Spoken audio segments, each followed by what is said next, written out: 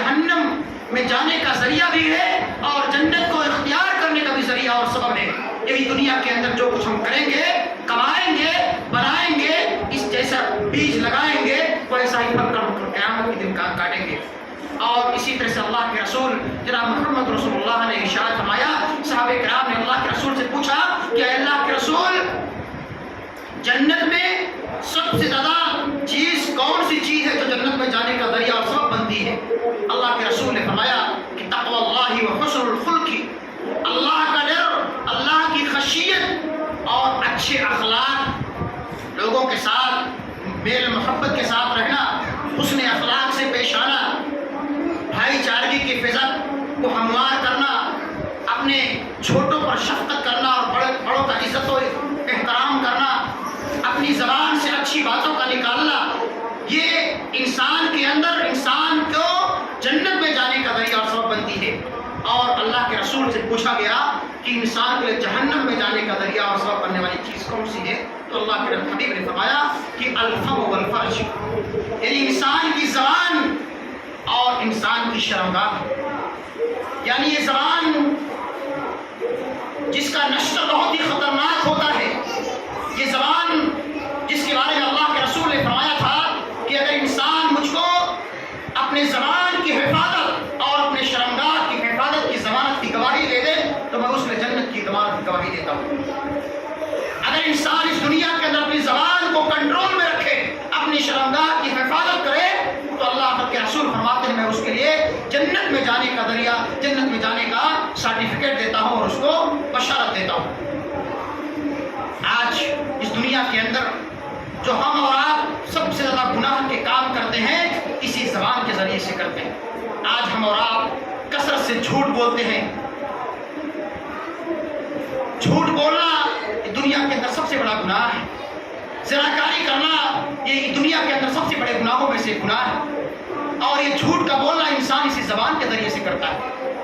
اپنی شرمگاہوں کا غلط استعمال کر کے انسان اس دنیا کے اندر بھی ذلیل و رسوا ہوتا ہے اور کل قیامت کے دن بھی ذلت و رسوائی کا سامنا کرنا پڑتا ہے۔ اور اسی طرح سے اللہ کے حبیب نے فرمایا تھا کہ دنیا کے اندر اگر تم جنت کے اندر جانا چاہتے ہو اور اپنے آپ کو جہنم کی اس دہکتی ہوئی آگ سے بچانا چاہتے ہو، جو جہنم کی آگ بہت ہی خطرناک ہے، جس جہنم کی آگ کو اللہ رب العالمین نے 1000 سال تک گرم کیا ہے، تو وہ جہنم کی آگ جا کر کے لال اور سرخ ہوئی ہے۔ اس کے بعد پھر اللہ نے 1 سال تک اس جہنم کی آگ کو تپایا ہے، گرم کیا ہے اور بھڑکایا ہے، تب وہ جہنم کی آگ جا کر کے سفید ہوئی ہے۔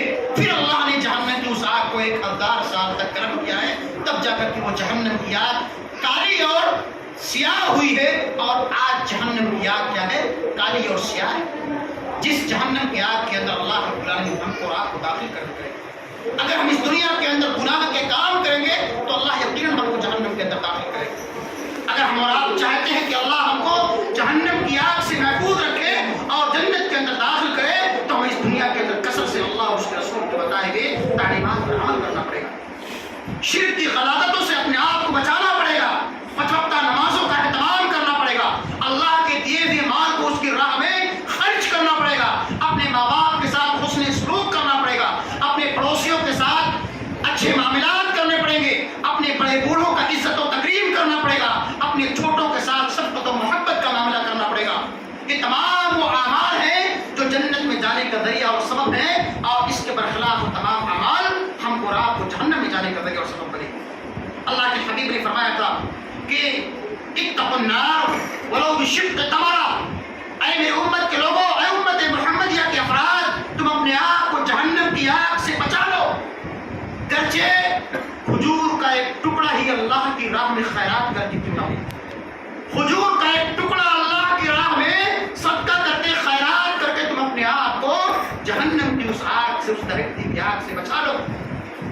وہ جہنم کی آگ جس کے بارے میں اللہ فرماتا ہے یا ایھا الذین آمنوا قوا انفسکم واہلیکم نارا وقودها الناس والحجارہ علیہا ملائکۃ غلاظ شداد لا یعصون اللہ ما امرهم ویفعلون ما یؤمرون۔ اے وہ لوگوں جو ایمان لائے ہو، بچا لو اپنے آپ کو اس جہنم کی دہکتی ہوئی آگ سے جس کا ایندھن انسان اور پتھر ہوں گے۔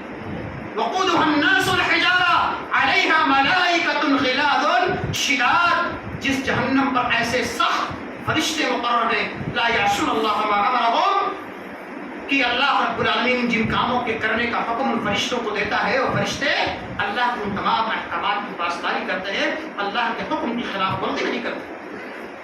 تو اللہ رب العالمین فرماتا ہے کہ بچا لو اپنے آپ کو جہنم کی اس آگ سے جس کا ایندھن انسان اور پتھر ہوں گے۔ اتقوا النار ولو بشق تمرہ، چاہے ایک کھجور اللہ کے راستے میں خیرات کر کے۔ کھجور کی ایک کھجور کی ہمارے اور آپ کی نگاہ میں کیا اہمیت ہے؟ کوئی اہمیت نہیں ہے۔ ایک وقت کا کھانا کھلا کر کے کسی غریب، کسی محتاج کو، کسی فقیر کو، کسی اللہ کے بندے کو ایک وقت کا کھانا کھلا کر کے تم اپنے آپ کو جہنم کی آگ سے بچا لو۔ 1 روپیہ، 10 روپیہ، 100 روپیہ خرچ کر کے تم اللہ کی راہ میں اپنے آپ کو جہنم کی آگ سے بچا لو۔ اگر اللہ نے ہم کو اور آپ کو مال دیا ہے تو اللہ نے ہم کو خرچ کرنے کی تعلیم اور ترغیب دی ہے۔ اللہ نے مال کو اس لیے دیا ہے تاکہ اس کو اللہ کی راہ میں خرچ کیا جائے، اور ایسے لوگ اللہ کے ہاں پسندیدہ اور محبوب ہیں جو اللہ کے دیے ہوئے مال کو اس کی راہ میں خرچ کرتے ہیں۔ اللہ کے حبیب نے ایک مرتبہ عید الاضحیٰ کے موقع پر یا عید الفطر کے موقع پر تمام صحابہ کرام سے خطاب فرمایا۔ اس کے بعد جب مردوں کو خطاب کرنے کے بعد اللہ کے رسول عورتوں کے پاس سے گزرے تو اللہ کے رسول نے عورتوں کو بھی خطاب کیا۔ عورتوں سے بھی خطاب کرتے فرمایا کہ اے معاشر النساء، اے عورتوں کی جماعت، تصدقنا، تم کثرت سے اللہ کی راہ میں صدقہ اور خیرات کیا کرو۔ کیوں؟ اس لیے کہ میں نے تمہیں جہنم کے اندر زیادہ